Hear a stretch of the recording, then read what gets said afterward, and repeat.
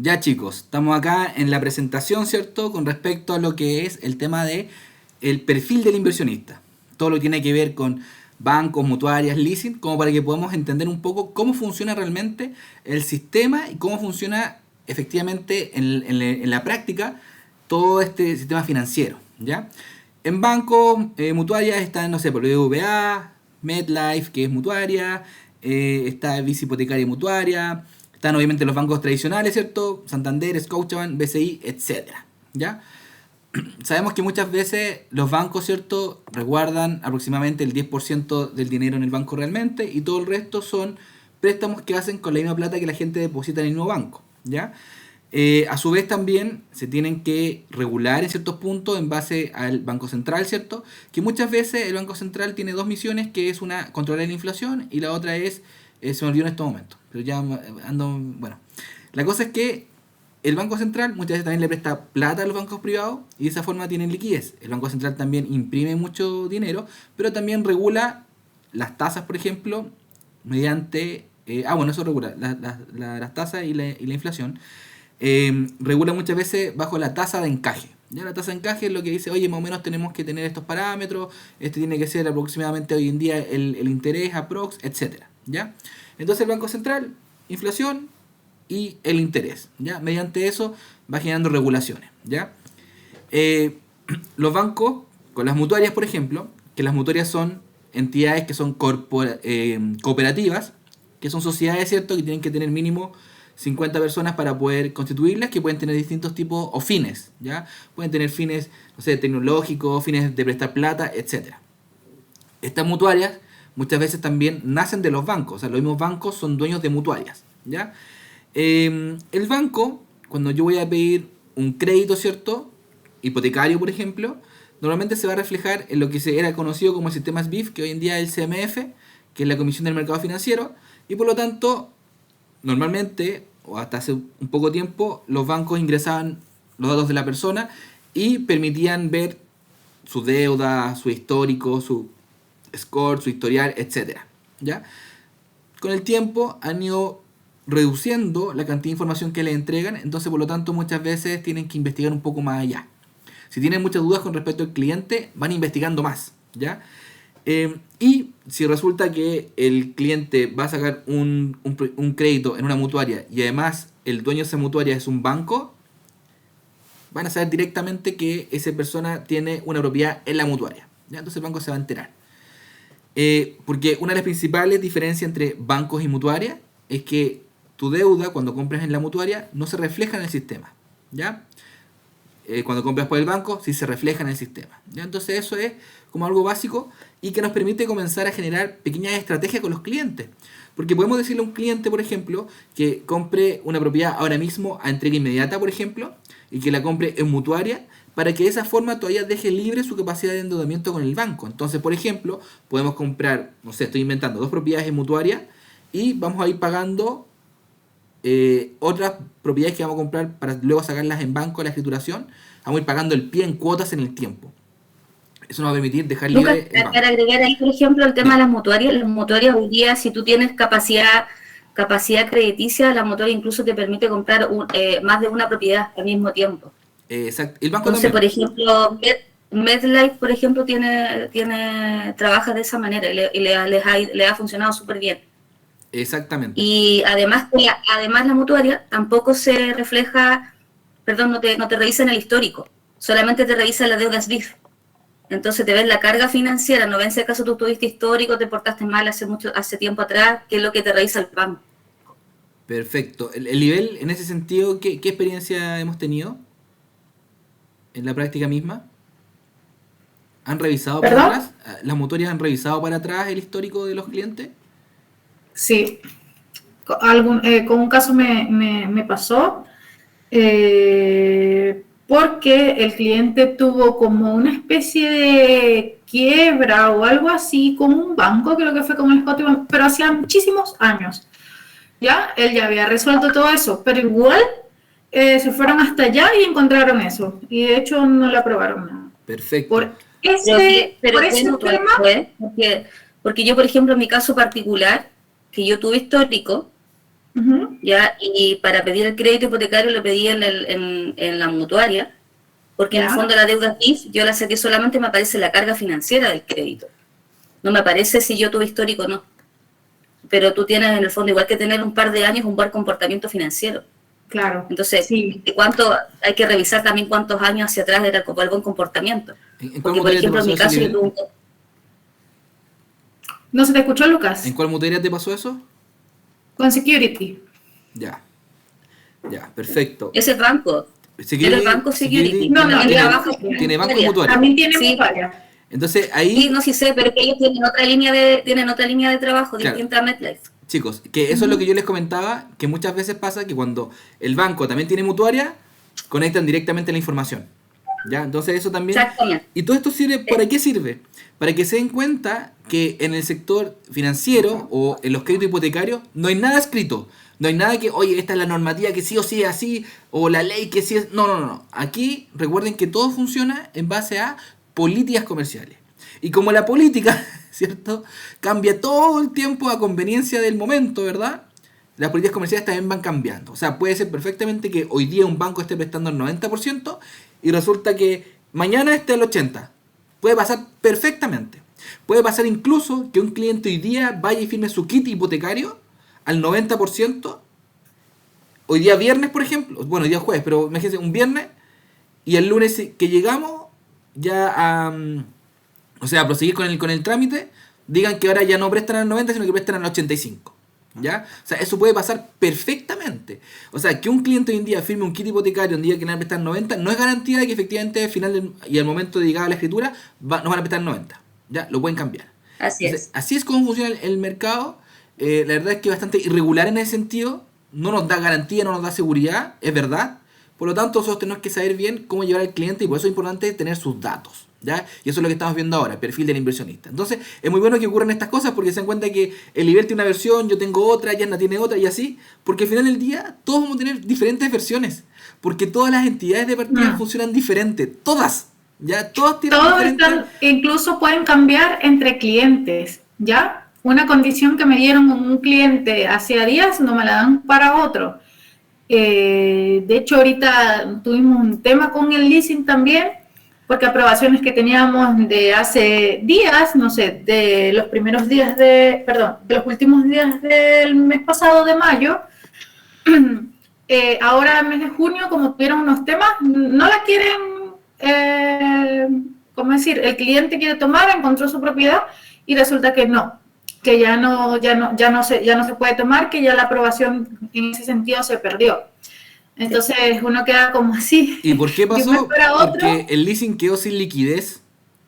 quedó sin liquidez, entonces lo que ella le había aprobado unos días antes de ahora, cuando le pedí la aprobación le dije, ya, tengo lista la propiedad y todo, me dijo, no, ya no estamos prestando. Por ejemplo, ahí hay que tener cuidado con los leasing habitacionales, porque hay que buscar siempre el leasing habitacional que tiene maña en el mercado y que tiene sus fondos más seguros. Por ejemplo, la hipotecaria de la construcción. Claro, claro. Porque, como decíamos, formar un leasing es súper fácil. ¿Ya? Claro, te prestan obviamente ciertas garantías, ¿cierto? Que demuestran ciertas cosas, pero no son tan gigantes. Entonces pasa que se quedan sin fondo, listo. ¿Y a quién le reclamamos? ¿A quién? Y a veces pasa que cursan la operación y después no tienen liquidez para pagarte. Entonces, por También. ejemplo, hay inmobiliarias que tampoco trabajan depende del leasing, hay inmobiliarias que se resguardan como al derecho, porque tampoco es una seguridad de que se pague. Entonces, nosotros, ¿qué recomendamos ahora? Ya no ofrezcan leasing. No lo ofrezcan. ¿Ya? No Porque lo ofrezcan, la verdad. no es negocio. ¿Ya? Es la mejor opción. ¿Cómo? Es la mejor opción no ofrecer, a no ser que sea una empresa muy consolidada. Claro, totalmente de acuerdo. Pero no están tan fácil de contactar. De hecho, antes me respondían fácil, pero ahora no. Entonces tampoco No, eso no me da seguridad para ofrecerle el servicio a un cliente, pues. No, eso es presencial, esas son instituciones que tú tienes que ir presencialmente, igual que MIB, que es otra mutuaria que sale nueva. Y sí, no, tienes que hacer gestión presencial. no, si por no, teléfono, nosotros, por correo. No. con la que trabajábamos, yo fui años, fui presencial y todo. Ya, entonces, el banco todos sabemos que obviamente hubo un cambio con respecto a las condiciones que nos entregaban las entidades a partir del estallido social, ¿ya? Antes del estallido social eran unas condiciones, después vino la pandemia, cambió las condiciones de nuevo, y todo eso hizo quiebres en torno a las condiciones. Hubo un tiempo en que los bancos entre agosto y septiembre del 2019 dieron condiciones históricas, ¿cierto? Donde incluso dieron algunos CAE al 0,9, ¿ya? Que el CAE es el interés más los seguros asociados que están dentro del hipotecario, ¿ya? Dieron hasta el 0,9, me acuerdo, ¿ya? No sé si a alguien le dieron menos, pero llegamos a esos puntos. Cuando lo normal en realidad siempre ha sido que sea un 4, un 4,3, por ahí, ¿ya? La gente quedó muy en el subconsciente de que fue un periodo muy, muy largo donde ofrecieron estas tasas muy bajas, pero en realidad fueron solamente 2 meses, ¿ya? Pero quedó como en el inconsciente de que cuando volvieron a subir, y era, no sé, pues un 4,6, un 4,5, la gente, pero ¿cómo? Qué terrible, qué desgracia. Y si nos vamos a otros países, no sé, vamos a Perú o sencillamente el mismo leasing, estamos hablando de CAEs que pueden ser perfectamente un 10. Perfectamente, ¿ya? Y si uno va a Perú y te dan un 9 normal, ¿ya? Entonces, eso tenemos que entender que acá en Chile era muy fácil también el tema de la compra, ¿ya? Y eso dentro de todo generó igual una pequeña burbuja, porque cuando pasó el tema de la crisis, la gente no podía seguir pagando los arriendos, y una persona que ganaba, por ejemplo, 1 millón de pesos y tenía 3 departamentos en inversión y se le iban 2, listo, los liquidaba, ¿ya? Entonces, había que tener mucho ojo con eso. Por eso que muchas empresas también de inversión inmobiliaria quebraron, porque también jugaban con el tema de la administración de las propiedades. Entonces te iban asegurando, te garantizaban los arriendos, pero en ese tiempo no se garantizaban ni con seguros, ni con fondos de inversiones, ni nada. Se hacía que en la medida que iban ingresando garantías de otros departamentos, tú ibas cubriendo las vacancias de los otros departamentos.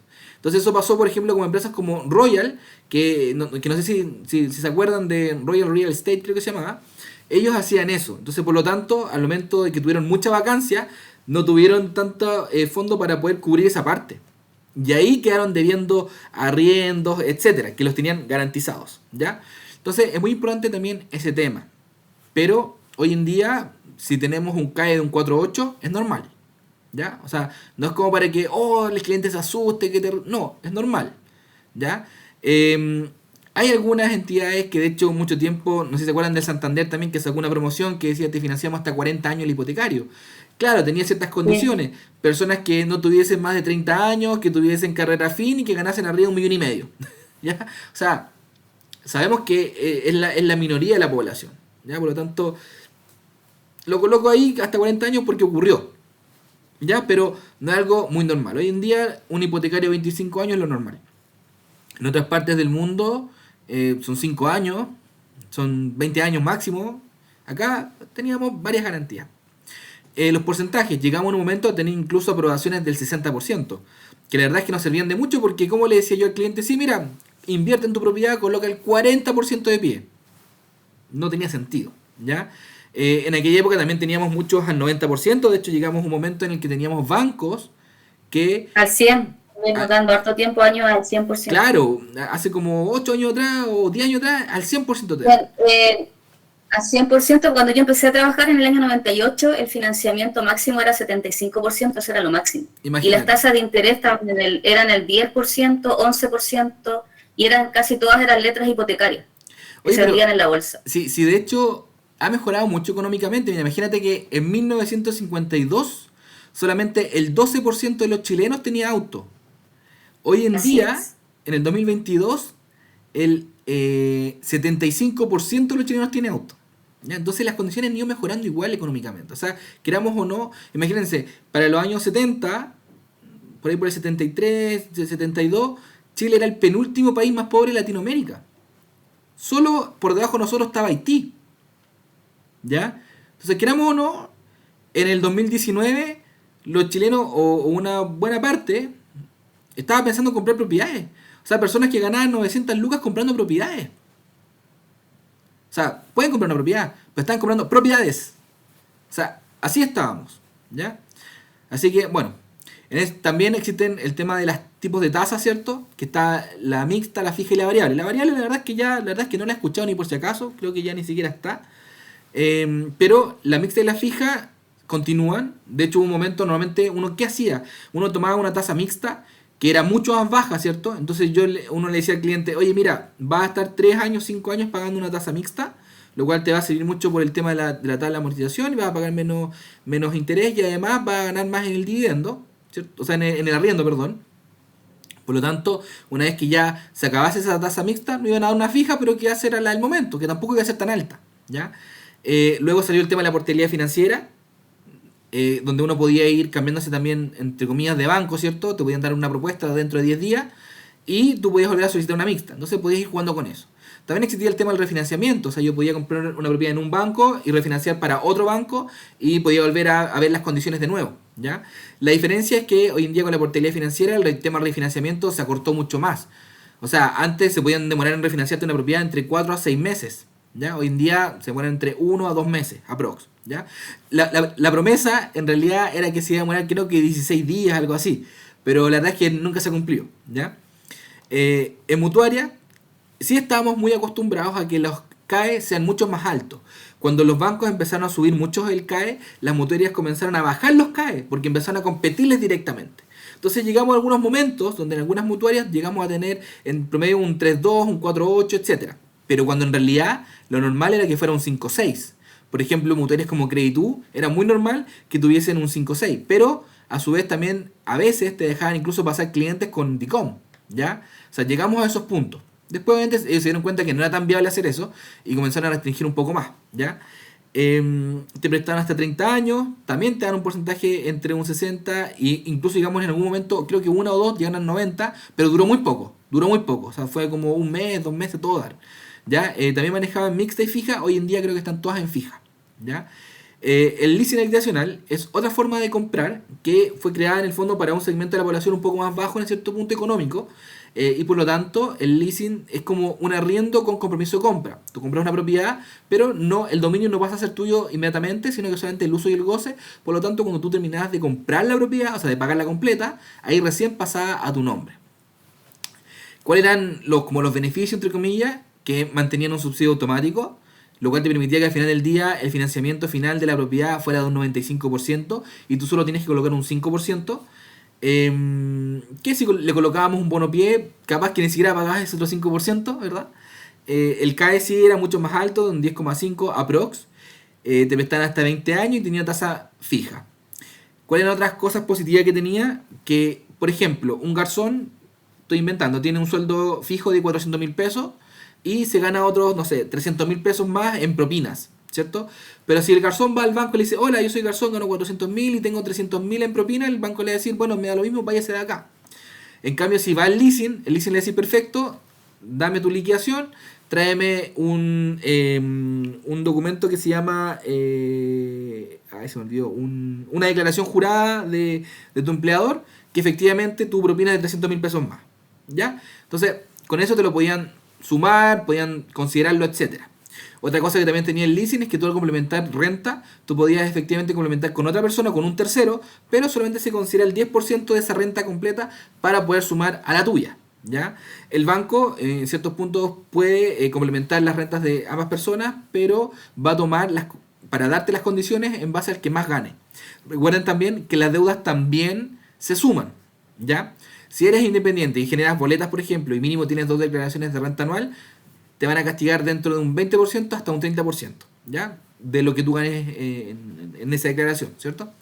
Entonces, por lo tanto, conceptos claves: CAE, carga anual equivalente, el interés más los seguros asociados, que son de incendio, gravamen, infraestructura, ¿ya? Esos son los normales, ¿ya? Por ahí hay algunos que colocan también de cesantía, ¿cierto? Y que también puede ser. Está el score, que es la puntuación crediticia de cada persona. Está el historial, que es la historia, en el fondo, de cada persona con respecto a su vida crediticia. O sea, todo lo que tienes para atrás, ¿ya? Y el CMF, que es la Comisión del Mercado Financiero, ¿ya? Entonces, una vez que empezamos a comprender un poco este diferencial entre el banco, la mutuaria y el leasing, y también considerar ciertas características que tienen, uno empieza ya a diseñar ciertas estrategias posibles. Pero también es muy importante que comprendan que aquí todo es muy variable, porque primero que todo va a depender de los números de la persona, ¿ya? Todos tienen números diferentes, porque no ha pasado en la oficina que han llegado 2 compañeros de trabajo, por ejemplo, que han ganado lo mismo, y a uno puede comprar una cosa y el otro no puede comprar, Entonces dice, oye, pero como yo, si yo gano lo mismo, trabajamos lo mismo, etcétera. No, todos tenemos diferentes scores y tenemos diferentes historiales. Eso es lo principal, ¿ya? Por lo tanto, los números no siempre van a ser iguales. Entonces, una vez que comprendemos esto, ya nos vamos a lo que es el perfil de inversionista. El perfil de inversionista efectivamente son 7 variables claves y fundamentales para poder entender qué tenemos que hacer con el cliente, ¿cierto? Primero, conocer su edad, su sueldo líquido, sus ahorros, su capacidad de ahorros mensuales, sus bienes, sus deudas, sus DICOM, ¿ya? Ustedes dirán, bueno, ¿y para qué me sirve tener todos estos datos? ¿Cierto? Y hay algunos que ya saben para qué sirven efectivamente, pero vamos a ir viéndolo de a poco. Pero antes de eso, vamos a ver un ejemplo, que el mismo ejemplo que ya hemos visto, que ya deberían sabérselo hasta de memoria incluso, antes de ya ir más a lo duro, ¿cierto? Tenemos un ejemplo, Andrés y Fernando, ¿ya? Son 2 hermanos venezolanos, ya con la definitiva, o sea, por lo tanto ya pueden escriturar. Recuerden que con el carnet, ¿cierto? Pueden promesar, pero con definitiva pueden escriturar, ¿ya? Igual hay un documento que tienen los extranjeros que es para el pago de la temporal. No, ¿cuál es el documento del nivel? Hay un documento que les dan previo ya a...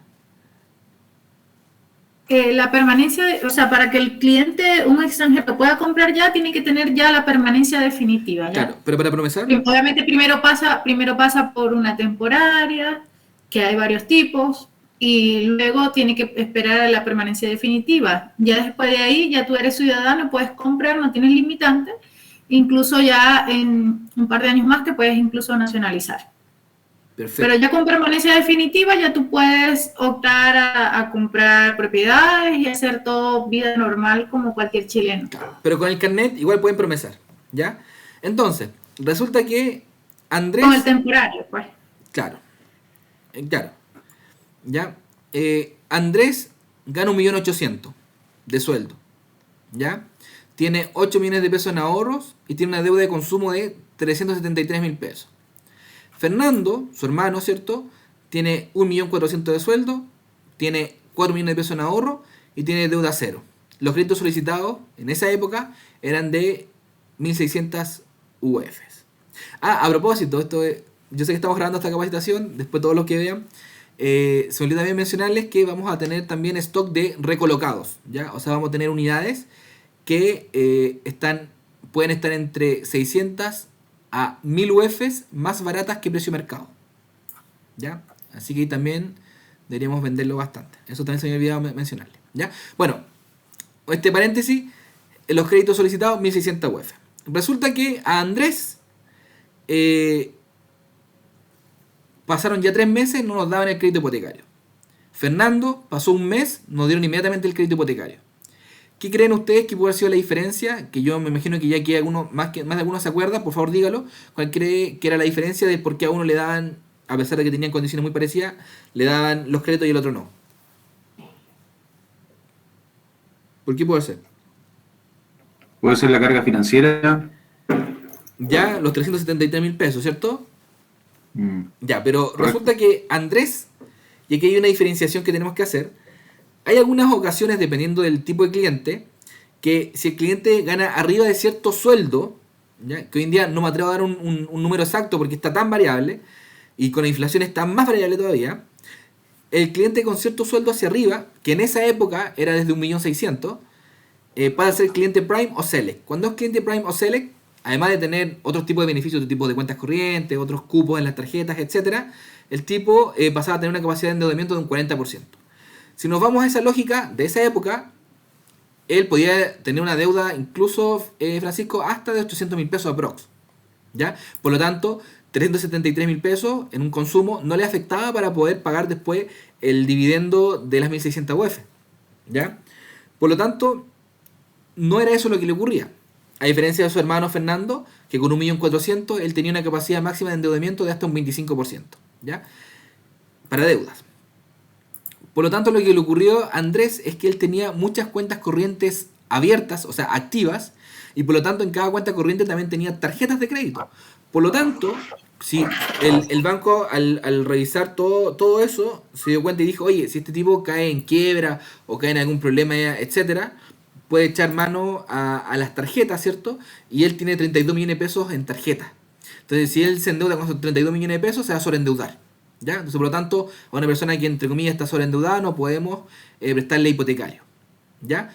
Cuento corto, le dijimos, oye, Andrés, cierra por favor las cuentas, quédate con una o con dos, creo que le dijimos, y mágicamente apareció el hipotecario, ¿ya? Pero esto es algo que no todos lo sabemos o todos lo podemos intuir porque no hay un gran reglamento sobre esto, ¿ya? No es que el banco te envíe unas políticas comerciales y te diga, oye, aquí está nuestro manual de políticas comerciales para que... No hay, ¿ya? A diferencia de su hermano, que le dieron inmediatamente el crédito, ¿ya? Otro ejemplo, y con este ejemplo seguimos avanzando. Ignacia gana 4,5 millones en sueldo, compró una casa en Mutuaria, ¿ya? Tiene una deuda en tarjeta de crédito de 773.000 pesos. Crédito solicitado, 2.300 UF. Tampoco nos daban el crédito. ¿Qué creen que pudo haber pasado acá? Una persona que gana 4,5 millones, me imagino que le prestan 2.300 UF.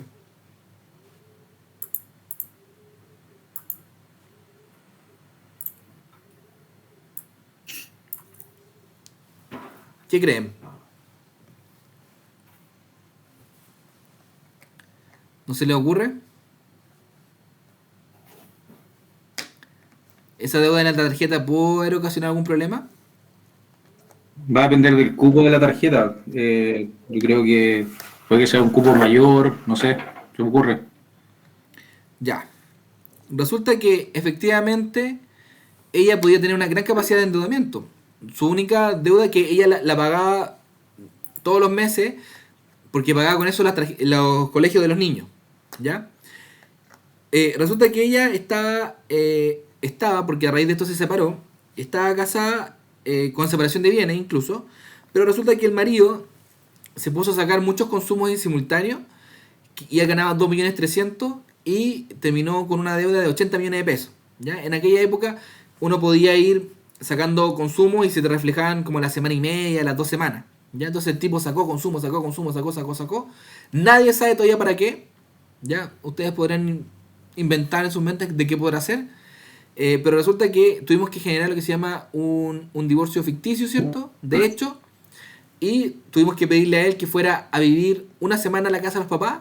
Entonces el banco envió un receptor a la casa de los papás, efectivamente él estaba ahí, entonces el tipo dijo, sí, efectivamente están separados de hecho. Por lo tanto, el banco que intuía que si él tenía esa deuda, ella iba a terminar pagándole la deuda a él. Y si ella terminaba pagándole la deuda a él, ella se iba a sobreendeudar. Por eso no Lucas, podían darle el crédito. Lucas, una consulta ahí. ¿Qué pasa si, por ejemplo, eso igual afecta si hay el régimen conyugal con separación de bienes? ¿Igual afecta? De hecho, ellos tenían separación de bienes y el banco le dio lo mismo. Porque ellos vivían juntos, entonces asumieron que igual iba a pagar. Si al final del día, separación de bienes, pero no separación de deudas. Vale. Entonces el banco Ya. dijo, no, le va a pagar igual, ¿ya? Y por eso no nos prestaban el crédito. Hicimos eso, mágicamente, ¡pum!, aparecieron los créditos, ¿ya? Entonces, estos ejemplos, yo por qué los coloco y siempre los comento, porque en realidad son para que se den cuenta lo poco en el fondo, ¿cómo decirlo? Como lo poco normado que están el tema de las políticas bancarias o mutuarias, etcétera. Ya, o sea, no es algo que esté totalmente determinado y que uno diga, oye, si te haces esto y esto otro, te lo van a dar. No, siempre va a haber algo entre medio que puede hacer que no suceda, ¿ya? Ya. Perdón, y a través de ese mismo ejemplo, Luca, que tú das, en el fondo también nos permite a tener nuestra capacidad en nuestra mente, que en el fondo nosotros no nos podemos cerrar a nada, sino que siempre en el fondo tenemos, porque efectivamente si uno ve esos números, uno numéricamente dice si le da, entonces es imposible que no le dé. Pero en el fondo igual te permite en el fondo pensar y decir, no, pero si no le dan, por algo debe ser. Entonces, en el fondo, saber nosotros todas las aristas que se nos pueden presentar en el camino para poder ver si podemos salvar la operación. Exactamente. Y por eso, y qué bueno que dice eso, Yasna, porque efectivamente muchas veces pasa que de repente yo he visto algunos casos que le han llegado clientes que ganan un buen sueldo, por ejemplo.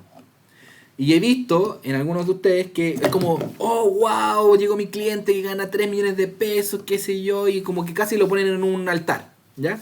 Pero resulta que independiente del cliente, aunque llegue un cliente aquí que gane 8 millones de pesos, 10 millones de pesos, 20 millones de pesos, yo siempre le digo, oye, vamos a hacer lo posible, porque va a estar difícil. Aunque el tipo gane 20 millones de pesos, ¿ya? Siempre hay algo. Siempre. No hay un proceso que salga totalmente limpio, ¿ya? Bueno, sí puede haber, obvio, sí puede haber. Pero es el 1%, ¿ya? Siempre hay algo. Por más que le llegue un cliente que usted, miércoles, este cliente ya está calificadísimo, está espectacular, qué sé yo, lo amo desde antes. Calmación ahí, siempre puede pasar algo, ¿ya? Porque las variables son muchas, casi que infinitas, ¿ya? Porque recuerden que son seres humanos, y los seres humanos son complejos. Desde todo ámbito son complejos, ¿ya? Entonces, términos de edad, porque es importante. En teoría, la teoría dice que te prestan hasta los 81 años. O sea, si tú tienes un ejemplo, 70 años, te prestan 11 años. Si tienes 60 años, te prestarían 21 años, ¿ya? Pero todos sabemos que en la práctica, el banco hoy en día, para tu primera vivienda, ya si tienes más de 35, te ves súper viejo, ¿ya? Si tienes arriba de 55, te ves ya un anciano que ya no, casi que no puede hacer nada, ¿ya? Entonces, es muy importante que sepamos que esto no es tan así. Ahora, si llegas a los 60 años ganando 4 millones de pesos, 5 millones de pesos, el banco te va a ver diferente.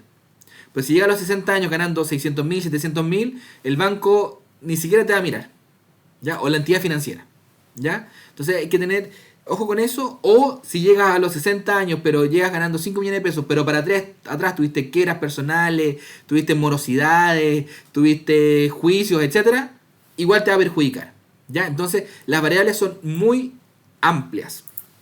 Esto es como, por ejemplo, cuando vemos el tema del sueldo líquido.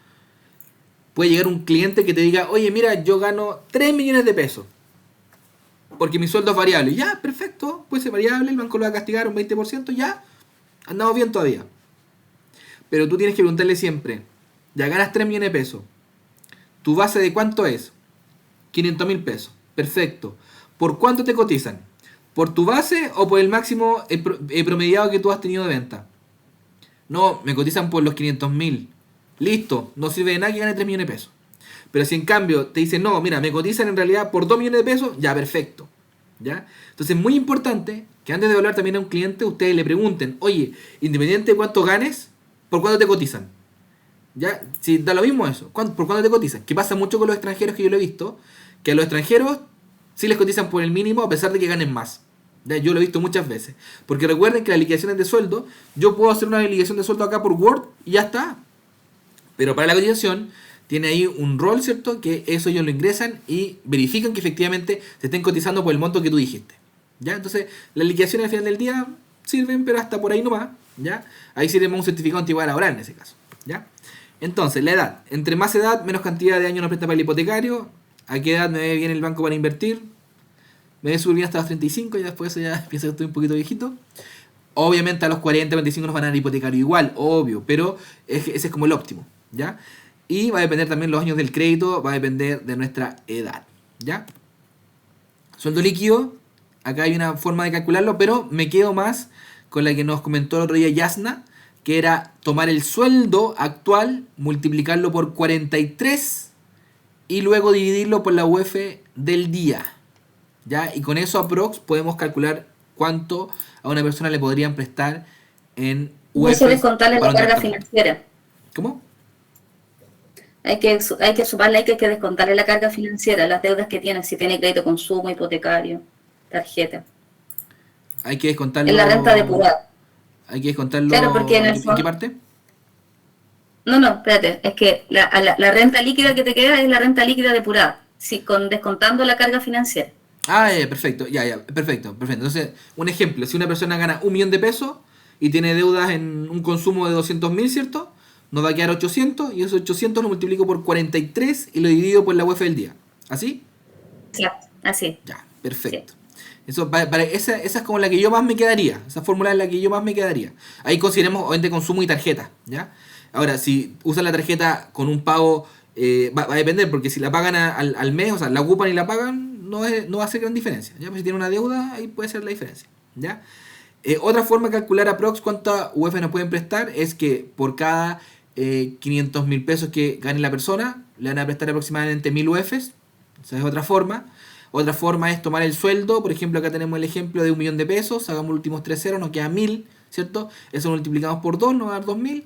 Y hacia arriba, normalmente le digo, oye, suben 400 y para abajo resten unas 300. ¿Ya? Y ese va a ser el rango aprox de lo que nos va a dar en términos de cuánto nos pueden llegar a prestar en UFs. ¿Ya? Entonces eso les sirve muchísimo para poder calcular. O sea, ya cuando ustedes empiezan a asesorar, ya el cliente de una, ya ven su edad, le explican esto mismo, ya de una, ven su sueldo líquido y ya se empiezan a validar ustedes como asesores, en el sentido de decir, ya mira, mediante tu sueldo que me acabas de decir, agarran la calculadora, bla, bla, bla, bla, te pueden dar aproximadamente esto. ¿Ya? Miércoles, y ahí empiezan a validarse. ¿Ya? Luego vamos con el tema de los ahorros. ¿Por qué es importante tener ahorros? ¿Por qué será importante que un cliente tenga ahorros? ¿Qué creen ustedes? ¿Para qué nos servirán los ahorros?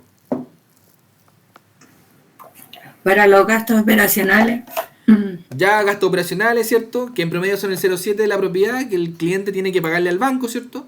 Los gastos operacionales incluyen temas de estudios de título, tasaciones, notarías, inscripción de conservador de bienes raíces, etcétera. ¿Ya? Y eso lo cobra el banco. ¿Ya? En promedio hoy en día andan entre los 500.000, 600.000 pesos dentro de las unidades que nosotros normalmente vendemos para inversión. ¿Ya? Obviamente si una propiedad que vale 10.000 UF, obviamente el gasto operacional va a ser más alto. ¿Ya? Es importante ese punto también, porque hay ciertos gastos que tiene que tener el comprador, ¿cierto? Por un lado están los gastos operacionales, por otro lado está el impuesto al mutuo, ¿cierto? Que aproximadamente la primera propiedad es un 0,2 que se paga en la notaría. Tiene el gasto del fondo inicial, que es el fondo que ellos tienen que pagar una plata dentro de la propiedad nueva para que se pueda constituir la nueva administración. ¿Ya? Todos los propietarios nuevos tienen que colocar esta plata para la nueva administración. Luego tienen que pagar impuestos a la renta, pero eso ya son más adelante, contribuciones, etcétera. ¿Ya? Porque nos ha pasado un cliente y nos dicen, ¿y por qué tengo que pagar contribuciones? Y es como, ¿en serio? Ya, hay cosas que tienen que saber también, pues, o sea, ya, pero bueno, no falta. ¿Ya? Dato que descubrí hace unos días atrás. Cuando tú sacas un crédito hipotecario con sucursal, los gastos operacionales son más caros que si tú lo sacaras en la sede central del banco. Mira, o sea, si nosotros vamos, por ejemplo, nos convendría más tener un ejecutivo del banco de la sede central para que luego la escrituración y todo el proceso sean en la sede central y así salgan más baratos los gastos operacionales. Sí, justamente, yo lo descubrí hace una semana y media atrás y lo conversé con un ejecutivo y efectivamente me confirmó que hacer la operación en las sedes centrales de los bancos es mucho más económico para el cliente que una sucursal.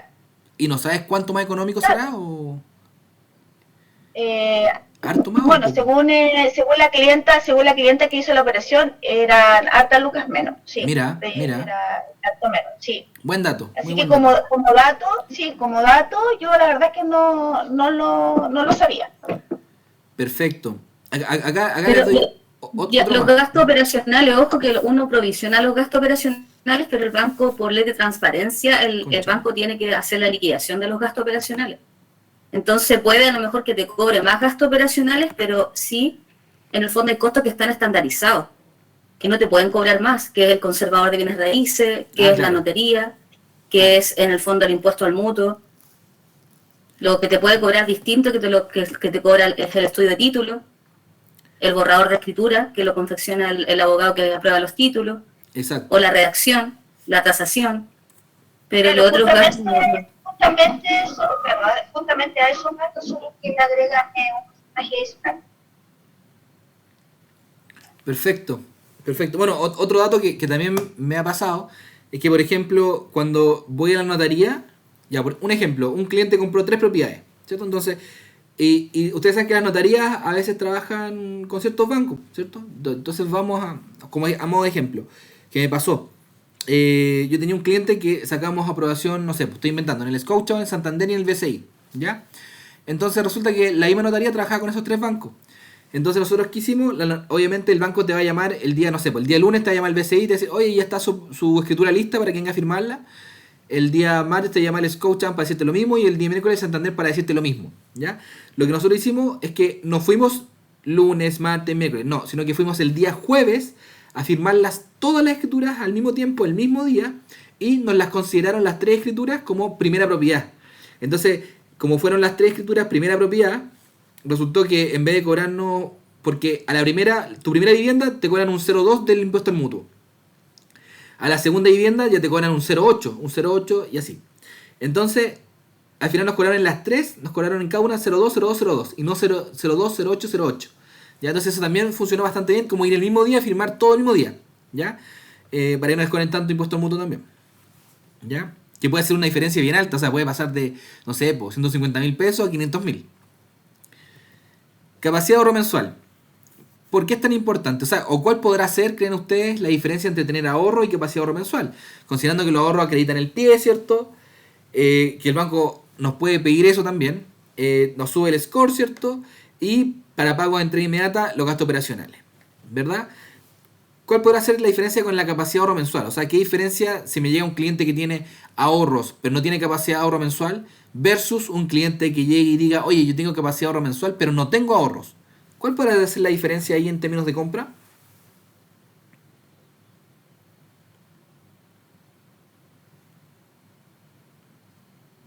Se quedaron mudos. Yo sé, pero no puedo decir. Tienen que ser ustedes. La diferencia está en que si una persona El tiene... ahorro, una persona que en el fondo tiene ahorro mensual, yo la puedo proyectar es un ejemplo, para un proyecto futuro. Porque en el fondo sé cuál es la planificación que tiene mensual para pagar una cuota.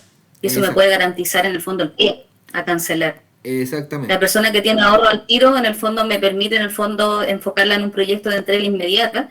Idealmente a lo mejor que tenga un bono, una bonificación, porque eso además me permite acreditar más pies. Exactamente.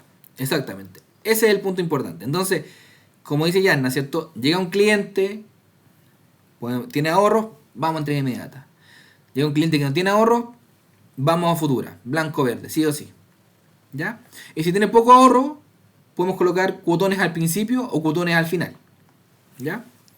En el plan de pago. Que de hecho eso va a estar en la plataforma también, así que van a poder calcularlo. ¿Ya? Capacidad de ahorro mensual, bueno, pago el pie de la propiedad en blanco o verde, ¿cierto? Plusvalía en la construcción, o sea, vais ganando plusvalía en la medida también que se vais ganando, o sea, que se vais construyendo, perdón. Mejor precio y puede tener planes de pago. ¿Ya? Eso nos permite tener capacidad de ahorro mensual. Los bienes. ¿Cuál creen ustedes que sea la diferencia entre una persona que hoy en día está pagando bienes a una persona que ya tiene los bienes pagados? ¿Cómo nos verá el banco en ese sentido? ¿Qué ocurrirá ahí? ¿Tienen alguna idea con respecto a eso? Ya. El tema está en lo siguiente. Si yo tengo, por ejemplo, yo soy una persona que ya compró propiedades, se están pagando, ¿cierto? Se pagan con el arriendo, ¿verdad? Y resulta que yo quiero seguir comprando propiedades, ¿verdad? Pero quizás esos dividendos que yo tengo ya coparon mi capacidad de endeudamiento. Entonces, ¿yo qué voy a hacer? Yo esas propiedades las tengo arrendadas. Por lo tanto, voy a hacer lo que se llama la habitualidad del arrendamiento. La habitualidad del arrendamiento es que yo mínimo tengo que tener un año la propiedad arrendada con voucher, ¿cierto? Con contrato de arriendo, etcétera. Y eso me va a permitir que el banco diga, este ya no es un pasivo, o sea, él no está sacando plata a su bolsillo para pagar el dividendo, se lo está pagando con un arriendo, por lo tanto ahora pasa a ser un activo. Eso lo vuelven toman el arriendo, le restan entre un 20 y un 30%, y el diferencial de ese arriendo con el dividendo lo vuelven a sumar a nuestra capacidad de endeudamiento mensual.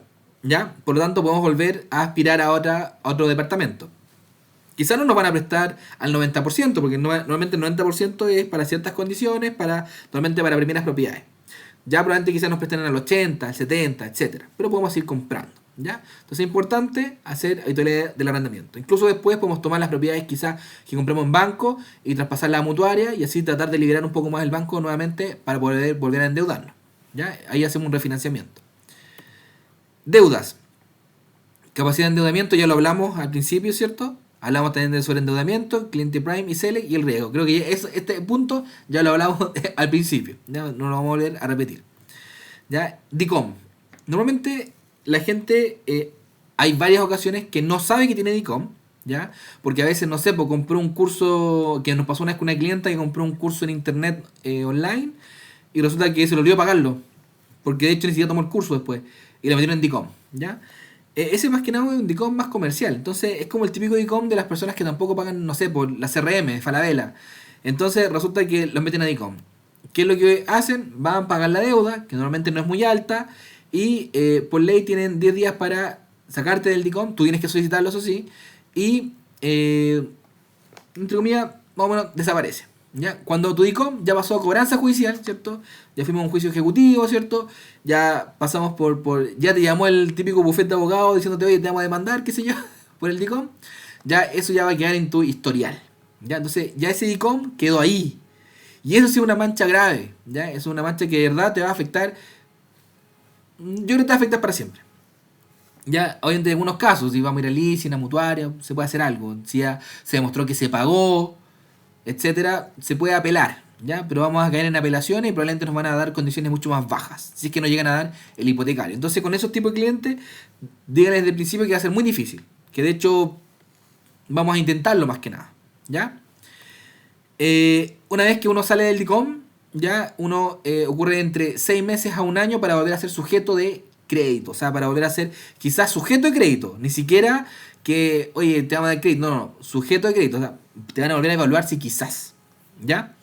Entonces, chicos, estos son los 7 puntos más importantes del perfil de inversionista que van a estar dentro de la plataforma, ¿cierto? Donde ustedes van a poder colocar estos datos, o sea, el cliente los va a colocar, de hecho, va a entrar en la juguera y va a sugerir posibles inversiones o derechamente le va a decir, oye, no puedes invertir, ¿ya? Ese es más o menos por donde va a ir el tema, ¿ya? No sé si quedan dudas, consultas. ¿Quedaron más o menos claros con lo que hablamos? ¿Sí? ¿No? Sí, Lucas, estamos claros. Ya, buenísimo. ¿Dudas entonces? Últimas dudas que tengan, aprovechen ahora. ¿No? ¿Sí? Próxima capacitación, que también la vamos a grabar, va a ser de cómo funciona el tema de blanco, verde y entrega inmediata. ¿Ya? Y ahí vamos a hablar también de los tipos de negocios, como el fondo de inversión, etcétera, como para que entiendan un poco más cómo funciona también y el día de mañana puedan ofrecerlo y puedan de repente, no sé, vender un edificio, ya que es como lo que aspiramos ahora por lo menos. ¿Ya? Yo ya no vendo más departamentos, sino que yo voy a dedicarme a vender edificios, ¿no? ¿Ya? Así que eso, chicos. Quedamos claros entonces, pero esta capacitación va a quedar grabada, la vamos a subir después a la plataforma y van a poder repetirla las veces que quieran y así no van a quedar con dudas. ¿Ya? Así que eso, chicos, un abrazo, un saludo para todos. Vamos avanzando como siempre. Muchas gracias, Lucas. Muchas gracias, Elibel. A vender. Chao, muchas gracias por todo. Gracias. Estamos Chao. hablando. Gracias, chicos, que estén bien. Buenos días. Igualmente para ustedes. Gracias, Lucas. Gracias, Libel. Gracias a ustedes. Dale, Lucas, muchas gracias. Gracias. Ya nombraron. Chaito, estamos en contacto. Chao, buen día. Chao.